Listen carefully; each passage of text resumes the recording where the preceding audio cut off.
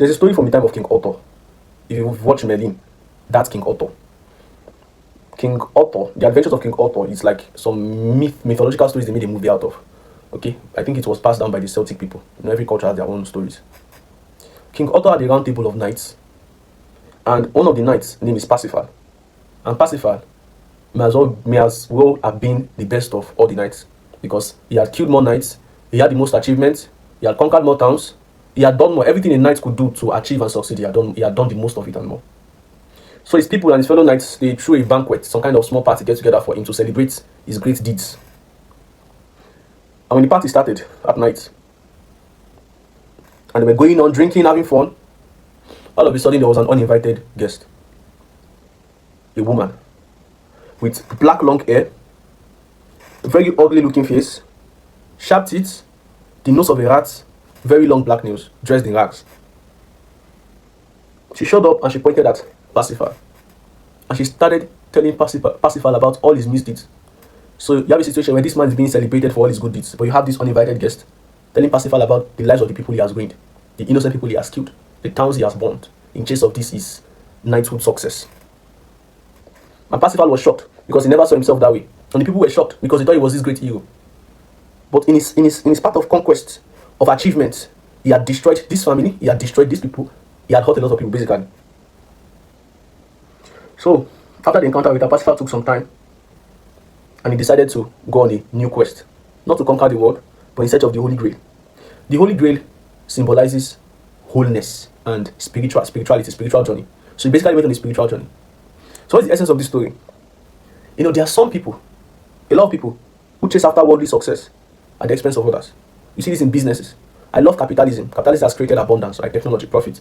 But capitalism also has a dark side. And that is when companies prioritize. The dark side of capitalism comes when companies prioritize profit at the cost of others. Profit at the cost of the environment. Profit at the cost of people's well-being. Now, if somebody takes that kind of path, takes that kind of path to life, where it is, what is good for me is good for me, even though it costs others a lot. Achievement. I don't care what's going on around me. I just want to achieve. Even if my achievement is causing others harm. Simultaneously, you may be achieving a lot in this world, but simultaneously you are affecting your own spirit, your own soul. That woman, that ugly, terrible looking damsel, that's what she was called. Terrible, ugly damsel. She is the soul of Parsifal. The way she looks, tattered, ugly. She's Parsifal's own soul, reminding him that he had forgotten. He had chased after the world and not taking care of his own soul. The reason why one must go after achievement in this world, but at the same time their spiritual journey, is because achievement without going on a spiritual journey always still leads to the destruction of the person. I'm sure you've seen some situations where you would have a very high achieving man, maybe in their 40s, or they spent a good time working towards achieving things. Alright, maybe now they are CEO, or they built some kind of business, they've achieved a whole lot, and they start going through depression. Happiness, depression, contentment, they are symptoms of the spirit. They start going through depression because they have chased success without meaning. And men are very good at this. We know how to chase objective success without questioning if this success means anything to us. Your spiritual life gives things meaning. And so they go through depression. Oh, I thought this achievement would fulfill me, but it did not fulfill them. Also, when your spirit is alive, it opens up your heart. You understand that all of humanity is one. And when you see that this your enemy, or this person you think is your enemy, or the other people you think are not a part of you, when you can see that all of you are truly one, it will be empathetic. It will be difficult for you to do things without considering how it impacts them. So that's the power of the spirit. That's the power of going on the spiritual journey. So don't be like Parsifal.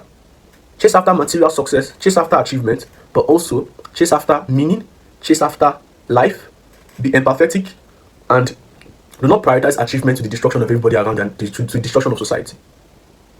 Then you would have achieved in this world, and spiritually, you would have achieved. And you become a whole person. You're not lacking in this world in terms of achievement, you're not lacking in spiritual in terms of achievement. You become whole. And that's what that Holy Grail represents, wholeness, the journey to wholeness. Okay?